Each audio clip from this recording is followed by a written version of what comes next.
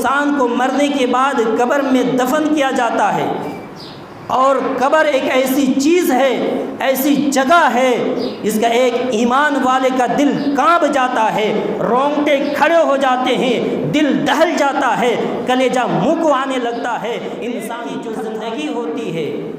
ماں کے پیٹ کے اندر جو دور ہوتا ہے، وہ دور بڑا ہی انتہائی بڑا ہی محدود دور ہوتا ہے، بڑا ہی کم زندگی ہوتی ہے، چند مہینوں کی زندگی ہوتی ہے۔ اور ماں کے پیٹ کی زندگی کے اندر 3 اندھیروں کے سوا اور کچھ نہیں ہوتا ہے۔ اس کے بعد جو دنیا کی زندگی ہے، دنیا کا دور ہے، یہ دنیا کی زندگی ماں کے پیٹ کی زندگی سے، ماں کے پیٹ کی زندگی کے مقابلے میں زیادہ وسیع اور زیادہ لمبی زندگی ہوتی ہے۔ ماں کے پیٹ کی زندگی چند مہینوں کی ہوتی ہے، اور دنیا کی جو زندگی یہ چند سالوں کی ہوتی ہے۔ ماں کے پیٹ کی زندگی مہینوں کی ہوتی ہے، اور دنیا کی زندگی چند سالوں کی زندگی ہوتی ہے۔ اور اس دنیا کے اندر انسان آ کر کے خیر کماتا ہے، شر کماتا ہے۔ اس دنیا کے اندر انسان آ کر کے نیکیاں کرتا ہے یا پھر برائیاں کرتا ہے۔ اسی دنیا کے اندر انسان نیک عمل کر کے، نیکیاں کر کے، اچھے اعمال کر کے یا تو اپنے آپ کو جنتی بنا لیتا ہے، یا پھر اس دنیا کے اندر انسان آ کر کے برائیاں کر کے، اللہ رب العالمین کی نافرمانی کر کے، گناہ کے کام کر کے اپنے آپ کو جہنمی بنا لیتا ہے۔ جب انسان اپنی ماں کے پیٹ سے جنم لیتا ہے تو انسان نہ ہی گنہگار ہوتا ہے اور نہ ہی نیکار ہوتا ہے۔ ماں کے پیٹ سے جب جنم لیتا ہے نہ انسان وہ جنتی ہوتا ہے اور نہ ہی جہنمی ہوتا ہے، بلکہ اس دنیا کے اندر، اس دور کے اندر، اس زندگی کے اندر آ کر کے اپنے آپ کو جنتی بنا لیتا ہے یا پھر جہنمی بنا لیتا ہے۔ علامہ اقبال رحمۃ اللہ علیہ نے اسی کو بڑے ہی انداز کے ساتھ فرمایا، عمل سے زندگی بنتی ہے جنت بھی جہنم بھی، عمل سے زندگی بنتی ہے جنت بھی جہنم بھی، یہ خاکی اپنی فطرت میں نوری ہے نہ ناری۔ جب انسان ماں کے پیٹ سے جنم لیتا ہے نہ انسان جنتی بن کر کے آتا ہے نہ جہنمی بن کر کے آتا ہے، بلکہ انسان اس دنیا کے اندر آنے کے بعد نیکیاں کر کے اپنے آپ کو جنتی بنا لیتا ہے، یا پھر اللہ رب العالمین کی نافرمانی کر کے اپنے آپ کو جہنمی بنا لیتا ہے۔ ماں کے پیٹ سے کوئی جنتی یا جہنمی بن کر کے نہیں آتا ہے، انسان ایک مٹی کا پتلا ہے۔ یا تو انسان اس دنیا کے اندر نیکیاں کر کے اپنے آپ کو جنتی بنا لے یا پھر اپنے آپ کو جہنمی بنا لے۔ اس کے بعد، اس دنیا کے بعد جو تیسرا دور اور تیسری زندگی ہوتی ہے وہ مرنے کے بعد قبر کی زندگی ہوتی ہے، یہ عالم برزخ کی زندگی ہوتی ہے۔ اور یہ دنیا کی زندگی کے مقابلے میں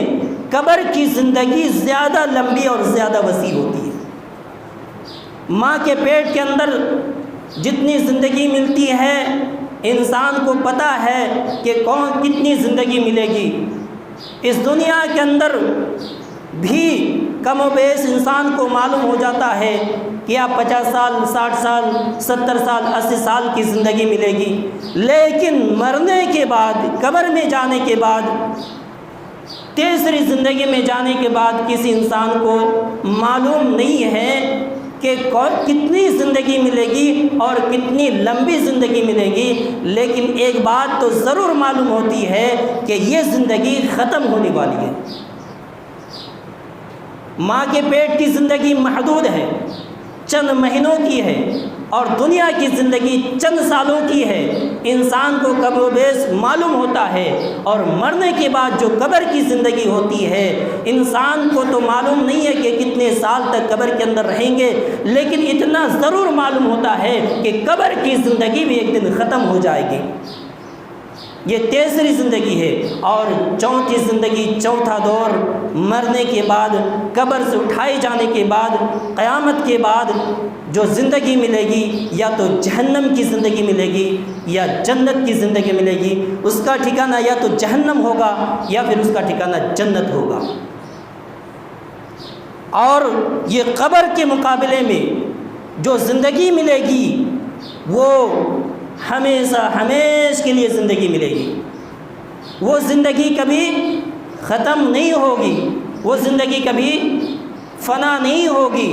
لیکن ان کے بعد والی جو زندگی ہوتی ہے انسان کو کم و بیش معلوم ہو جاتا ہے کہ اتنے دنوں کے بعد ختم ہو جائے گی۔ لیکن میرے پیارے بھائیوں، مرنے کے بعد، قبر سے اٹھائے جانے کے بعد جو زندگی ملے گی یا تو جنت کی زندگی ملے گی یا جہنم کی زندگی ملے گی، اور وہ زندگی ہمیشہ ہمیشہ کے لیے ہوگی۔ آج کے خطبہ میں آپ کے سامنے تیسری زندگی کے متعلق چند باتیں بیان کروں گا۔ تیسری زندگی، مرنے کے بعد ہی انسان کی آخرت کی سفر شروع ہو جاتا ہے، اور یہ قبر آخرت کی منزلوں میں سے پہلی منزل ہے، آخرت کی سیڑھیوں میں سے پہلی سیڑھی ہے، اور اس کا آغاز، اس کا سفر انسان کے مرنے کے بعد ہی سے شروع ہو جاتا ہے۔ اور یہی وہ قبر ہے جس کا ذکر سننے کے بعد، جس کے پاس کھڑے ہونے کے بعد حضرت عثمان بن عفان رضی اللہ تعالیٰ عنہ جیسے صحابی بھی کھڑے ہو کر کے رو دیا کرتے تھے۔ حضرت عثمان بن عفان رضی اللہ تعالیٰ عنہ کے غلام حضرت ام ہانی رضی اللہ تعالیٰ عنہ فرماتے ہیں کہ جب حضرت عثمان بن عفان رضی اللہ تعالیٰ عنہ کسی قبر کے پاس سے گزرتے، کسی قبرستان کے پاس سے گزرتے، تو آپ کسی قبر کے پاس کھڑے ہو جاتے، اور کھڑے ہونے کے بعد آپ اتنا زیادہ روتے، اتنا زیادہ روتے کہ آپ کی آنکھوں سے آنسو بہہ نکلتی، اور آپ کی داڑھی مبارک تر ہو جایا کرتی تھی، بھیگ جایا کرتی تھی، آپ اتنا زیادہ روتے۔ حضرت عثمان بن عفان رضی اللہ تعالیٰ عنہ کے غلام حضرت ام ہانی رضی اللہ تعالیٰ عنہ فرماتے ہیں کہ حضرت عثمان بن عفان رضی اللہ تعالیٰ عنہ سے پوچھا گیا، اے عثمان، جب آپ کے سامنے جہنم کا ذکر کیا جاتا ہے، جہنم کا نام لیا جاتا ہے، جہنم کے عذاب کا بیان کیا جاتا ہے، تب تو آپ اتنا زیادہ نہیں روتے جتنا زیادہ آپ کسی قبر کے پاس کھڑے ہو کر کے روتے ہیں۔ حضرت عثمان بن عفان رضی اللہ تعالیٰ عنہ جواب دیتے ہیں، اور سوال کرنے والوں سنو، میں نے اپنے نبی جناب محمد رسول اللہ صلی اللہ علیہ وسلم کو میں نے اپنے کانوں سے یہ فرماتے ہوئے سنا۔ اللہ کے نبی جناب محمد رسول اللہ صلی اللہ علیہ وسلم یہ فرما رہے تھے، ان القبر اول منازل الآخرہ۔ او میرے ساتھیوں سنو، یہ قبر، یہ آخرت کی منزلوں میں سے یہ پہلی منزل ہے، یہ قبر آخرت کی سیڑھیوں میں سے یہ پہلی سیڑھی ہے۔ فمن نجا منہ فما بعدہ ایسر منہ۔ او میرے ساتھیوں، یہ قبر، جو انسان اس قبر میں نجات پا لیا، جو انسان کو نجات مل گئی، اس قبر میں کامیاب ہو گیا، اس قبر میں پاس ہو گیا، فما بعدہ ایسر منہ، تو یاد رکھ لینا اس کے بعد جو سیڑھی آنے والی ہے، اس کے بعد جو منزل آنے والی ہے، اس سے زیادہ آسان ہو جائے گی۔ وَإِن لَّمْ يَنْجُو فَمَا بَعْدَهُ أَشَدُّ مِنْهُ۔ لیکن میرے ساتھیوں یاد رکھ لینا، اگر کوئی انسان اس منزل میں، اگر قبر میں اگر انسان فیل ہو گیا، نجات نہیں ملی، کامیاب نہیں ہوا، فَمَا بَعْدَهُ أَشَدُّ مِنْهُ، تو یاد رکھ لینا اس کے بعد والی جو زندگی ہوگی، اس کے بعد والی جو منزل آنے والی ہوگی، وہ اس سے زیادہ سخت ہو جائے گی۔ اس لیے میں جب کسی قبر کے پاس کھڑے ہوتا ہوں، اس لیے میں رونے لگتا ہوں، میرے آنکھوں سے آنسو نکلنے لگتے ہیں۔ میں قبر سے زیادہ ڈرتا ہوں، اس لیے کہ مجھے معلوم نہیں کہ میں اس قبر میں نجات ملے گی یا نہیں، میں اس قبر میں نجات ملے گی یا نہیں، میں اس قبر سے پاس ہو پاؤں گا یا نہیں، یا پھر میں فیل ہو جاؤں گا۔ اگر میں اس قبر میں فیل ہو گیا، اس کے بعد والی جو زندگی ہوگی،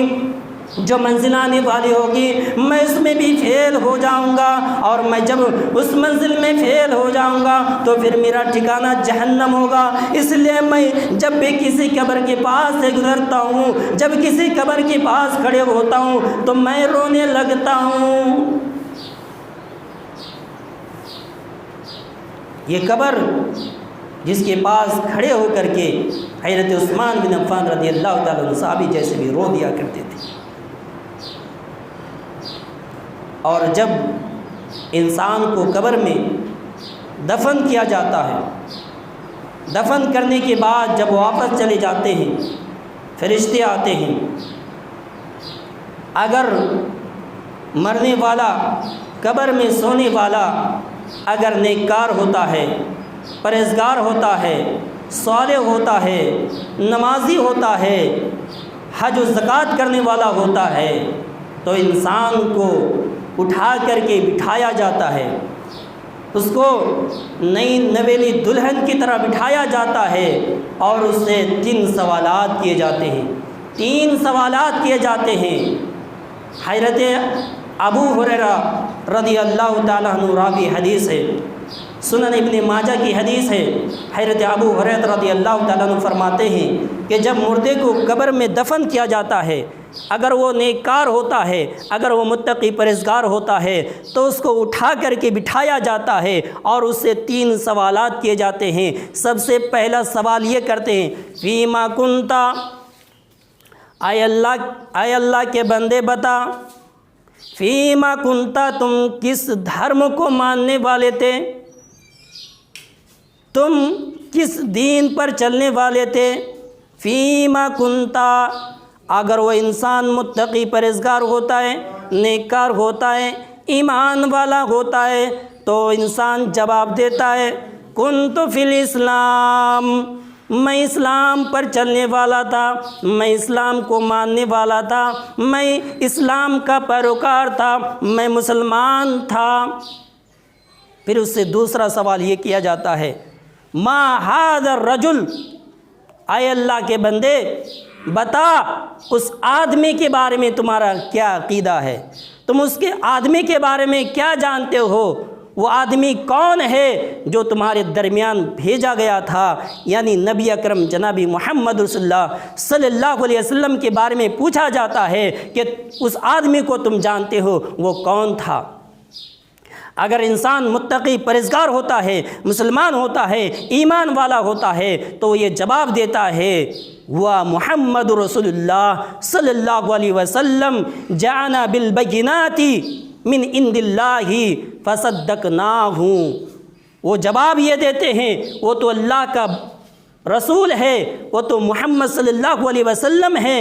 وہ تو اللہ رب العالمین کی طرف سے ہمارے پاس بہت ساری نشانیاں لے کر کے آئے ہیں، بہت ساری نشانیاں لے کر کے آئے ہیں، فصدقناہ، ہم نے تو ان نشانیوں کی تصدیق کی، ہم نے دل سے ایکسیپٹ کیا، ہم نے دل سے ان نشانیوں کو مانا، ہم نے اس کے اوپر ایمان لایا، ہم نے اس کے مطابق اپنی زندگی گزاری۔ جب وہ دوسرا سوال کا جواب دے دیتا ہے، تیسرا سوال اس سے یہ کیا جاتا ہے، حل رأیت اللہ، اے اللہ کے بندے بتا